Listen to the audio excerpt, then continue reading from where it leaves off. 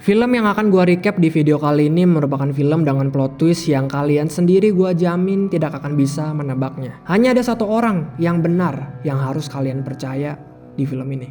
Halo semuanya, nama gua Andre dan kali ini gua akan merecap sebuah film misteri berjudul Primal Fear. Terdapat seorang pengacara yang sangat terkenal. Pengacara ini terkenal karena selalu membela orang yang kelihatannya salah. Menurut dia, setiap terdakwa apapun perbuatannya berhak mendapatkan pembelaan terbaik. Pengacara ini bernama Marty. Marty pergi ke acara amal gereja. Di acara amal tersebut banyak sekali orang-orang penting seperti politikus, pengusaha, pengacara, dan lain sebagainya. Di sana Marty bersalaman dengan seorang uskup bernama Richard Russman. Dia juga bertemu dengan Janet, wanita yang dia kencani secara diam-diam. Di sini Janet agak sedikit marah karena selama ini dia dianggap seperti wanita cinta satu malam oleh Marty.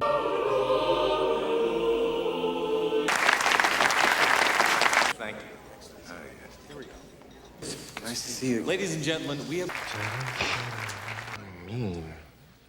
But I don't like one night stands all that much. Besoknya Marty bertemu dengan jaksa wilayah negara bagian Illinois bernama John. Jadi Marty memiliki klien bernama Pinero. Dan Pinero ini merupakan seorang mafia. John berkata bahwa dia ingin memberikan Pinero uang sebesar 1,5 juta dolar untuk tinggalkan negeri ini.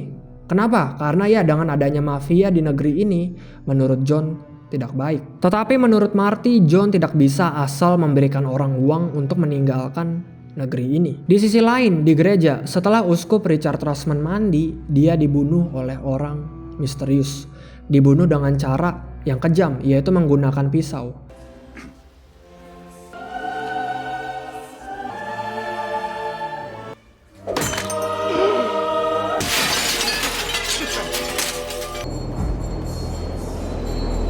Marty pergi untuk menemui kliennya yaitu Pinero. Singkatnya, Pinero tidak mau meninggalkan negeri ini dengan uang 1,5 juta dolar. Pinero tahu jika dia meninggalkan negeri ini, John akan mengubah kota South River menjadi kota penuh dengan properti kondominium. Katanya Pinero sudah menghabiskan banyak uang di kota ini, membuat klinik, membuat penginapan yang tidak begitu mahal, memberikan lapangan pekerjaan kepada orang-orang di sana, dan segala macam. Jadi bisa dikatakan orang-orang di kota South River bergantung kepada Pinero. Jika kota ini dipenuhi oleh properti kondominium, orang-orang di sana akan tersiksa. Karena ya kotanya menjadi mahal. Klinik, penginapan rumah, semuanya akan hilang karena digusur untuk membuat properti kondominium. Hey, I've spent a lot of money in this place. These people depend on me, but I can't take it. Ain't going anywhere. This is my home. It's full with this Captain Stenner, can you tell us anything right now?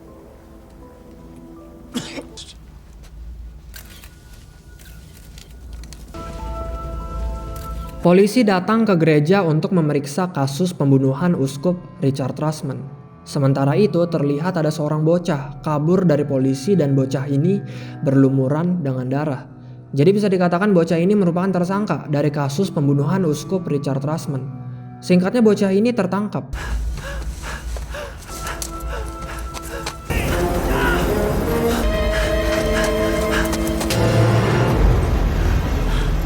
Bocah ini bernama Aaron Stempler.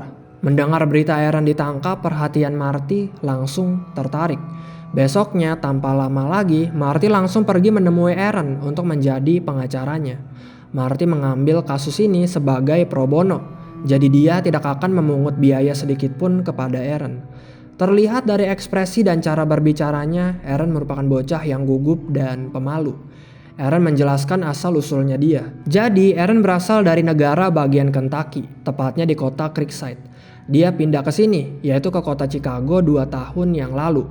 Dia juga belum pernah ditangkap. Aaron menjelaskan bagaimana bisa dia mengenal uskup Richard Russman. Jadi, waktu itu, Aaron sedang mengemis di pinggir jalan. Tiba-tiba datang uskup Richard Russman menawarkan Aaron untuk tinggal di rumah keselamatannya, sebuah tempat penampungan yang didirikan oleh gereja.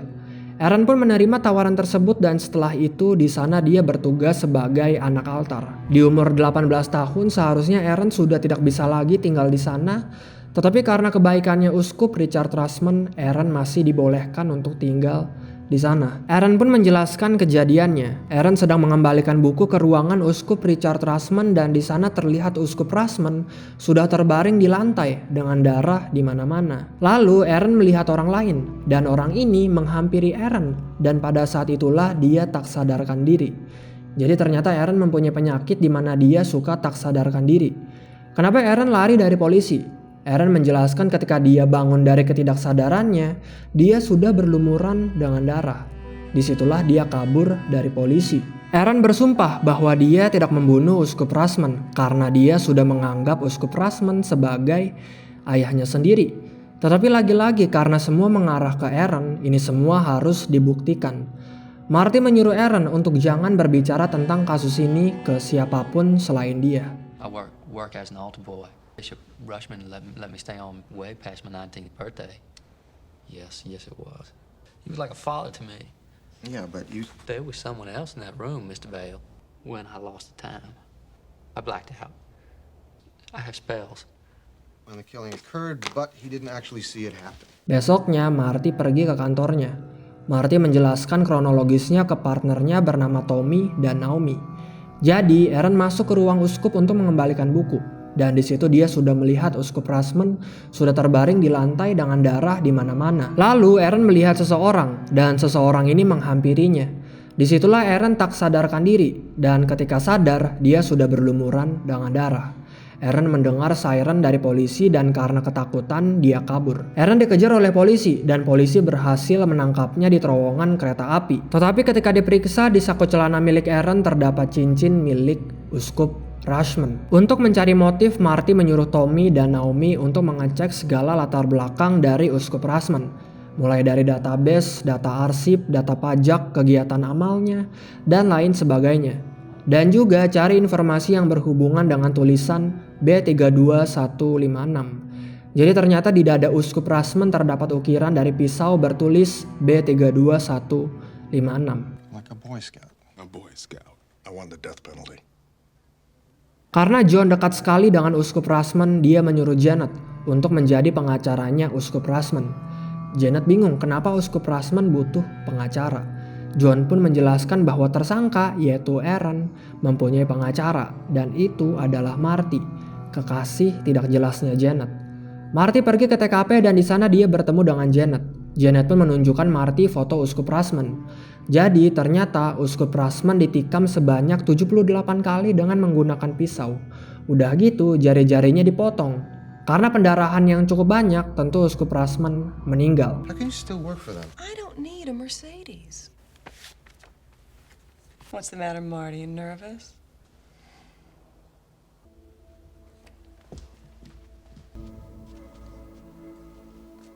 Janet pergi dan Marty pun berkeliling TKP. Di sana yang dia lihat hanyalah darah berceceran di dinding dan di lantai.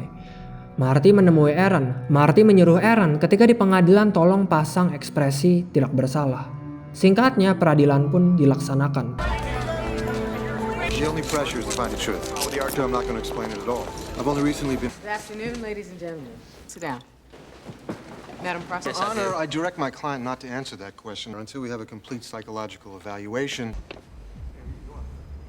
Di sisi lain, Tommy pergi ke kamar milik Aaron. Di sana dia terpapas oleh orang mencurigakan. Tommy tidak berhasil menangkapnya, tetapi untungnya dia mendapat anting orang ini. Marty memberikan antingnya ke Aaron untuk menjelaskan siapa orang yang ada di kamarnya. Jadi, Aaron menjelaskan bahwa anting tersebut milik Alex, dan Alex merupakan anak altar juga. Marty bertanya, terus Linda siapa? Aaron menjelaskan bahwa Linda merupakan kekasihnya dan sekarang Aaron tidak tahu di mana kekasihnya. Marty pun bertanya kepada Aaron apakah mungkin bahwa Alex yang membunuh Uskup Rushman. Aaron berkata tidak mungkin karena dia sudah mengenal Alex sejak lama. Jika Alex yang membunuh Uskup Rushman, motifnya apa? Tidak ada. I'm telling you the truth. I don't think so. Do you think it could be Alex? Alex, I couldn't be sure. You know, why? Why would Alex want to do such a thing? He can't remember. Marty bertemu dengan Molly yang merupakan seorang psikiater. Marty bertemu dengan Molly untuk mengecek masalah Aaron yang suka tidak sadarkan diri. Apakah Aaron mempunyai amnesia atau gangguan mental atau masalah lain?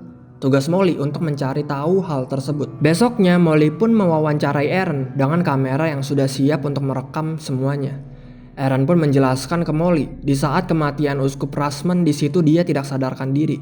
Seperti pingsan katanya. Penyakit tak sadarkannya ini sudah terjadi sejak Aaron berumur 12 tahun. Aaron juga menjelaskan kalau ibunya sudah meninggal ketika dia berumur 12 tahun. Dan ayahnya merupakan orang yang tidak baik hati. Started when I was about 12, maybe.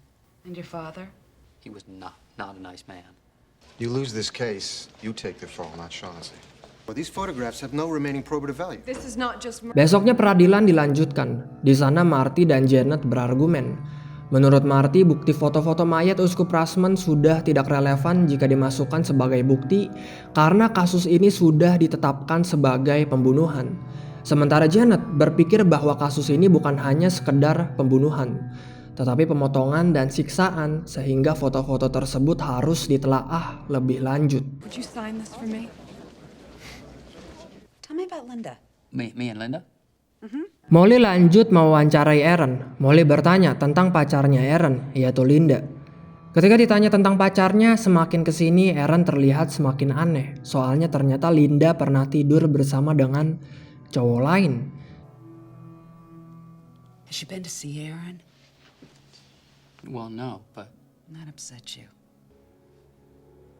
Di sisi lain, partnernya Marty, yaitu Naomi, sudah menemukan informasi tentang tulisan di dada Uskup Rushman yang bertulis B32156. Menurut Naomi, seharusnya huruf B merupakan nomor 8. Soalnya ketika dicari kemana-mana, tidak ada satupun informasi tentang B32156. Yang ada informasi tentang 832156. Naomi juga menemukan sesuatu ketika dilihat daftar kegiatan amal dan penanaman modal Uskup. Di sana terdapat transaksi South River Deal, dan salah satu investor South River Deal adalah John, orang yang mencoba untuk membayar Pinero untuk pergi dari negeri ini. Mulai curiga nih, Marty pergi menemui Pinero dan saudaranya yaitu Alderman Martinez. Martinez menjelaskan bahwa tanah kota South River itu sebenarnya milik gereja, milik Yayasan Uskup Richard Rushman, dan salah satu investornya itu adalah John. Jadi ternyata kenapa Uskup Rushman dan John begitu dekat, bukan apa lagi selain bisnis. John beserta dengan investor lainnya ingin membangun banyak sekali kondominium di kota South River. Tidak terimalah Martinez, Pinero, serta anggota mafia lainnya. Dengan membangun banyak kondominium di kota South River, banyak orang-orang miskin di sana yang akan terusir dari rumahnya, soalnya tidak ada pilihan lagi. Rumah mereka akan digusur untuk membangun kondominium. Tetapi karena serakah, John serta investor lainnya tidak peduli. Martinez beserta dengan Pinero pun pergi ke Uskup Richard Rushman untuk memohon jangan biarkan para investor ini membangun kondominium di kota South River. Dan ajaibnya Uskup mendengarkan sehingga John pun tidak bisa membangun kondominium di kota South River. Dengan begitu John beserta dengan investor lainnya rugi besar. Mereka sudah mengeluarkan uang di kota South River, tetapi pada akhirnya tidak bisa membangun. Itulah mengapa John menyuruh Pinero untuk pergi dari negeri ini supaya dia bisa menghasut Uskup Richard Rushman untuk membangun kondominium di kota South River. Tetapi ya, Pinero tidak mau pergi dari negeri ini dan rencana John gagal. They're poor.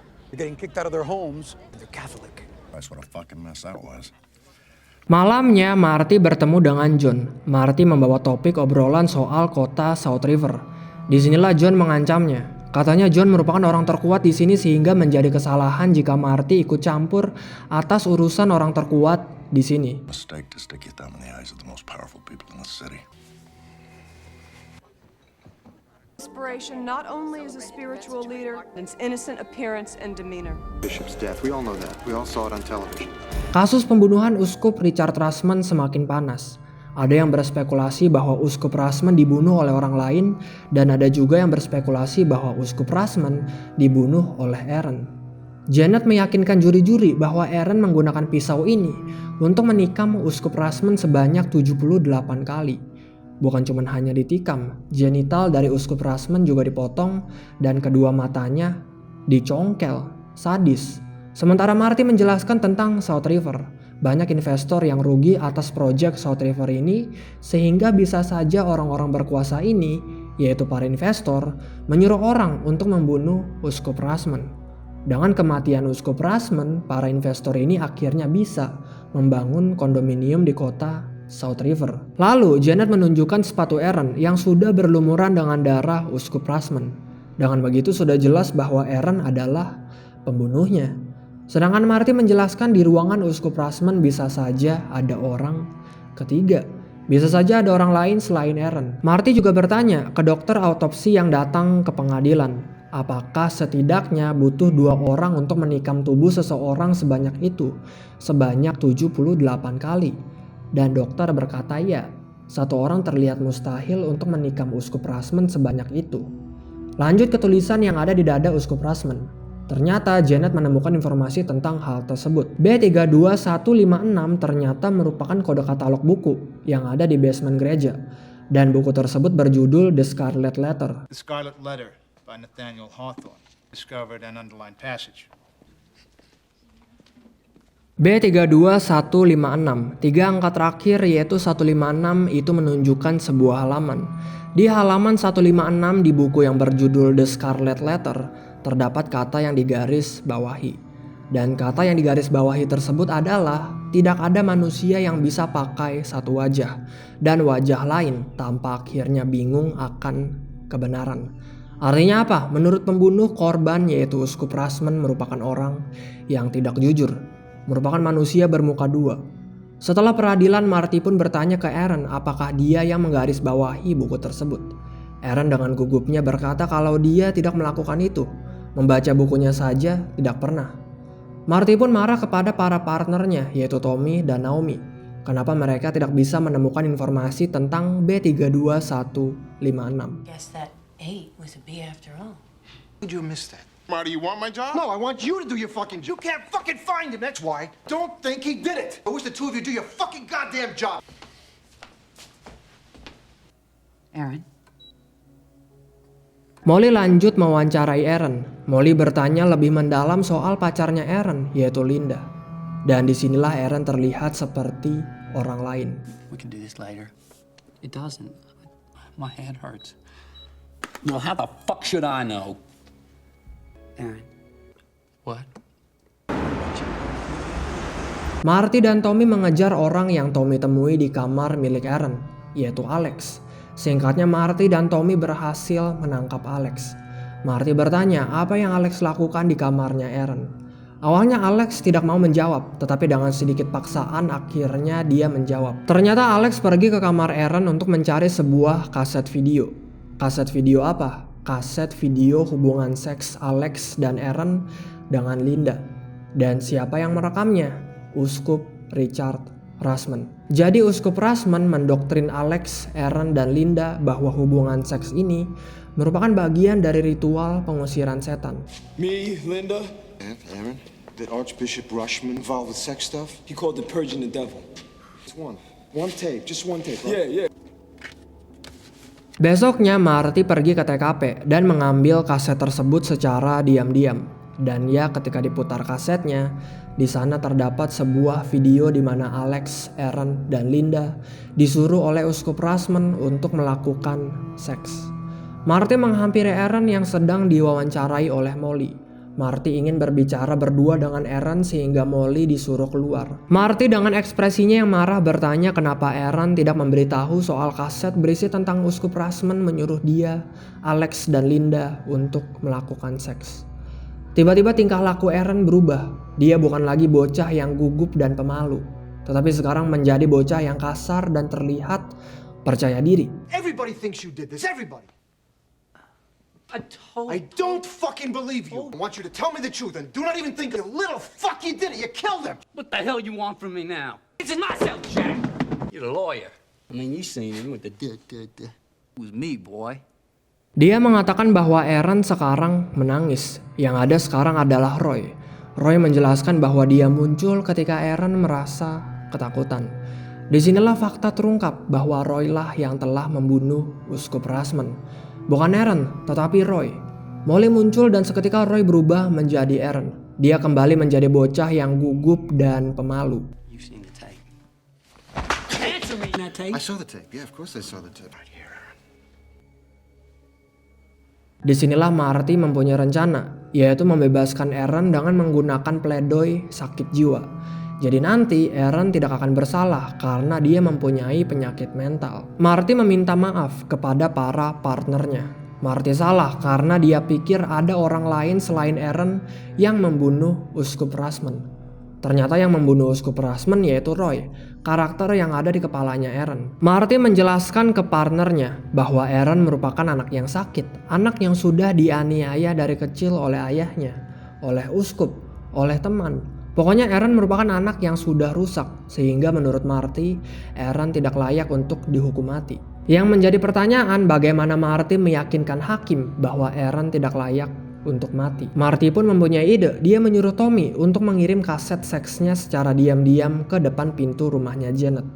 Singkatnya, Janet melihat kasetnya dan dia langsung bertemu dengan Marty di sebuah bar. Awalnya Marty tidak mengaku kalau partner dialah yang telah mengirim kaset seks tersebut. Tetapi karena Janet sangat yakin bahwa ini adalah ulahnya Marty, Marty hanya bisa terdiam. Kenapa sih Marty mengirim kaset seks ini ke Janet? Karena jika Marty yang memberikan kaset ini ke hakim, Marty malah akan memberikan motif milik Aaron. Motifnya apa? Yaitu dianiaya sehingga Aaron membunuh Uskup Rushman. Tetapi jika Janet yang memberikan kaset tersebut ke hakim, tentu motif Aaron tetap akan terungkap. Tetapi Aaron juga akan mendapatkan simpati. Karena kan ini pihak gereja, yaitu Janet yang memberikan kasetnya kepada hakim. Dengan begitu nanti pihaknya Janet akan dibenci oleh hakim dan juri-juri sehingga Marty pun menang. Thanks a lot. You think you've got me. Well, I know how you think.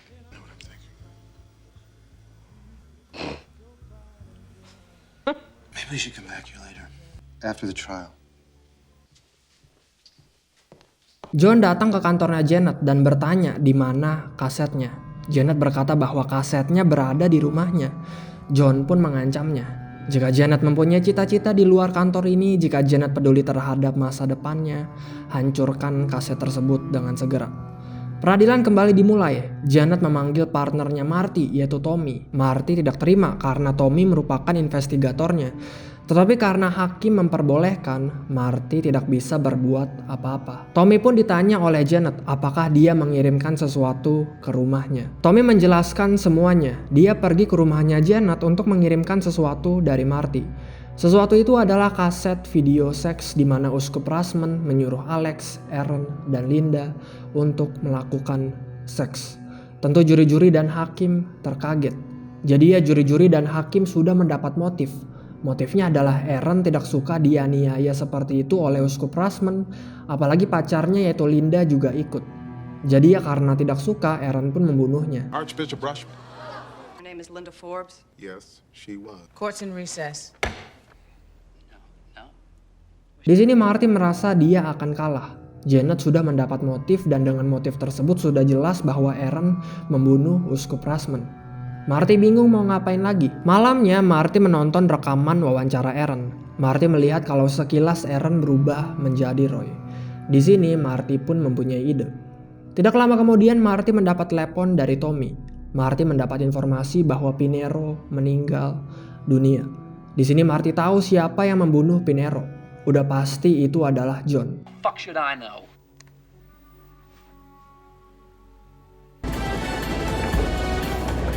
Karena kesal di peradilan, Marty memanggil John.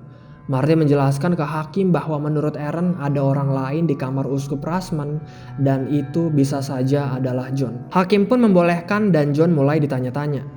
John ditanya soal hubungan dia dengan Uskup Rushman dan juga soal proyek South River. Hubungan John dengan Uskup Rushman yaitu sebagai investor dalam yayasan uskup.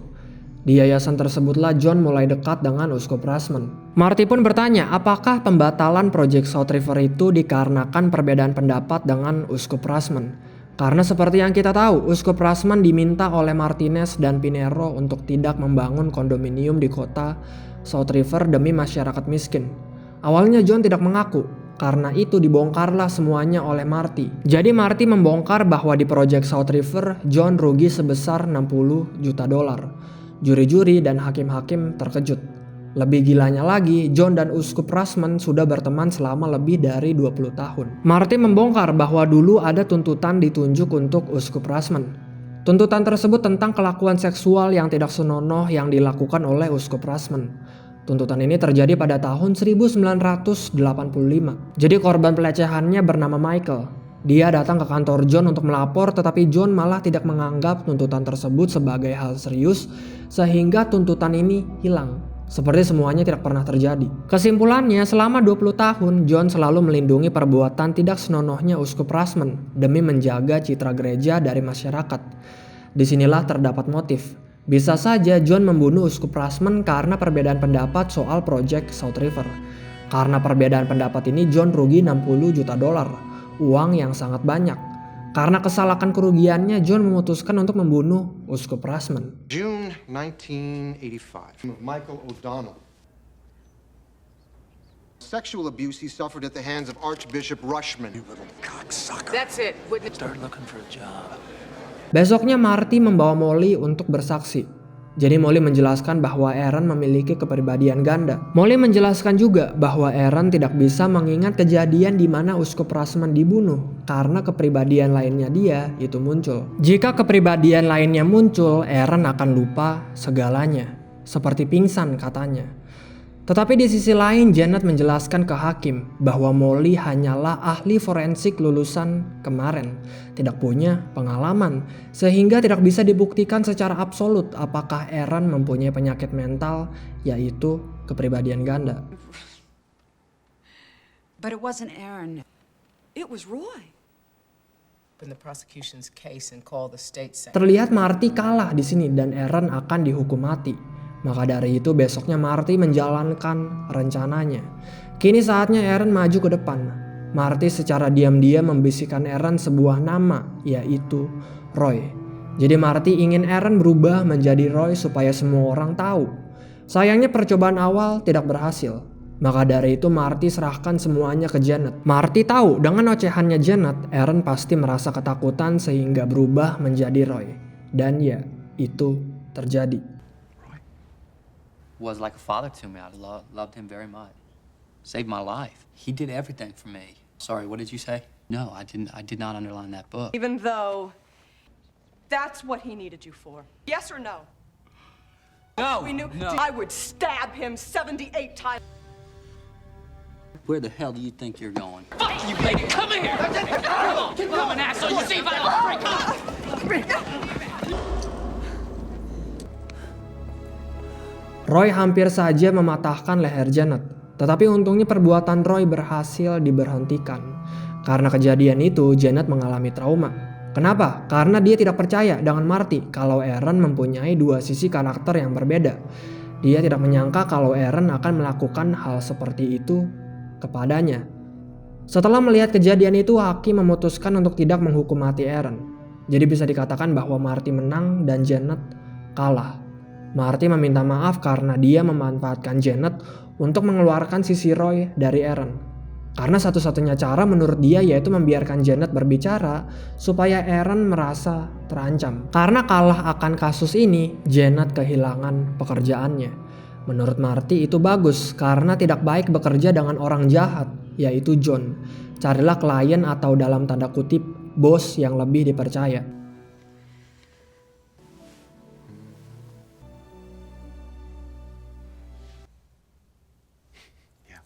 Marty pun pergi menemui kliennya. Di situ Roy sudah berubah menjadi Aaron. Marty menjelaskan ke Aaron bahwa dia tidak akan dihukum mati.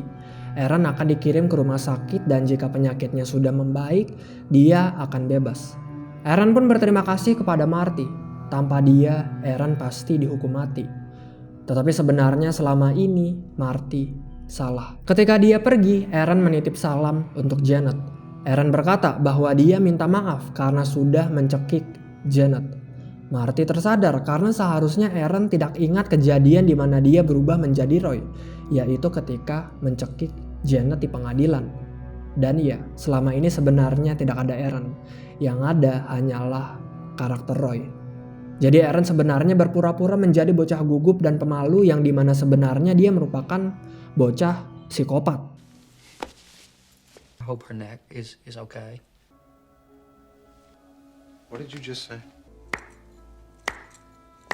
I've been dying to tell you. I had to kill Linda, Mr. Vale. Cutting up that son of a bitch Rushman was just a fucking work of art. There never was an Aaron. Oh, come on, don't be like that, Marty. You think I could have done this without you? Mendengar hal tersebut, Marty terkaget. Marty kira selama ini dia paling pintar, tetapi sebenarnya dia merupakan orang yang dibodoh-bodohin. Apa yang Marty lakukan selanjutnya? Melapor ke hakim bahwa Aaron hanya berpura-pura atau membiarkan Aaron bebas begitu saja. Kita tidak diberitahu. Yang pasti Marty menyesal telah menjadi pengacaranya Aaron.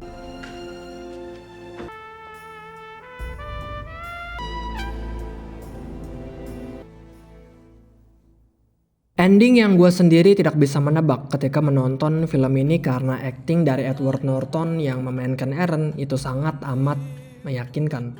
Untuk plot twist di film ini gue kasih 9/10. Menurut kalian gimana tentang film ini? Komen di bawah. Terima kasih yang sudah menonton, jangan lupa untuk share, like, dan subscribe. Sekali lagi terima kasih guys dan sampai jumpa di video selanjutnya. Bye bye.